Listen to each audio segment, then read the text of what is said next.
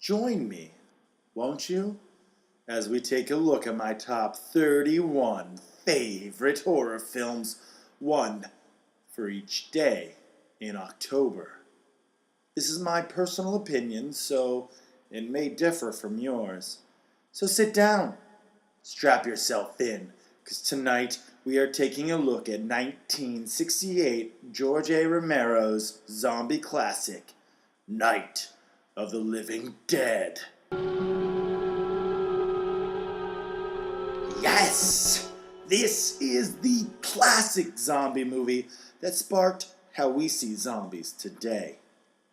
However, it wasn't exactly the first zombie movie ever made. You can look at the Haitian zombies that were in films well before this. Let's take 1932's White Zombie starring Bela Lugosi as an example. And even George Romero is usually rarely credited with creating the modern zombie. That usually goes to Richard Matheson, who wrote the 1954 novel I Am Legend. And heck, even that was adapted into a film before Night of the Living Dead, in 1964's The Last Man on Earth, starring Vincent Price.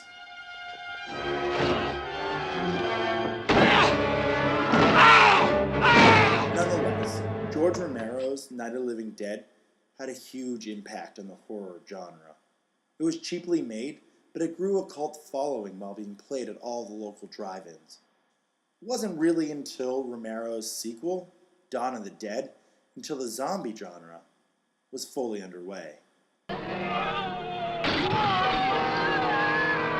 Also, Night of the Living Dead was seen as being progressive for its time, for having an African American play the lead role. This was 1968 after all.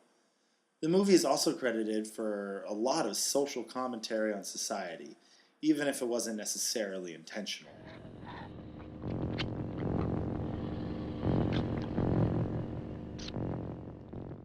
So is Night of the Living Dead even that good by today's standards? Not really. We've had a huge wave of zombie movies and TV shows that have better defined the genre. So, why do I like this movie so much? Story time. So my dad actually got a copy of Night of the Living Dead on VHS tape way back in the day. I remember being a little kid and seeing the tape and always wanting to watch it. Then, one really bright summer day, I decided I'm going to watch this movie. And I don't know exactly how old I was. I just know I was way too young to watch it. I ended up watching the movie thinking that, hey, it's black and white. How scary can it actually be? Plus, I saw Alligator 2, so clearly I am a horror expert. Anyway, I put the movie in, and again, this was broad daylight. The movie starts, and you have no time to breathe. This is a chaotic film. As soon as it starts, the madness starts. And as a kid who was not used to this, it terrified me. All of a sudden, the main characters, or the supposed main characters, were either dead or out of commission. I had never seen anything like this in a horror movie. No one was safe. I was so scared I shut it off right away. I didn't even get to the part where Dwayne Jones' character, Ben, the main character, actually enters the movie. I was gone and out of there by then.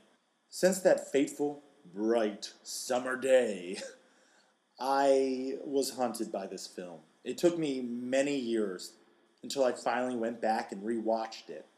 It definitely did not hold the same impact as it once did, but I had an appreciation for it.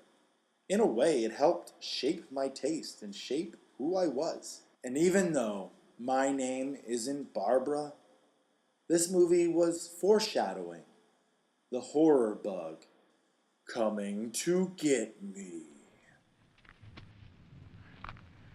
They're coming to get you, Barbara.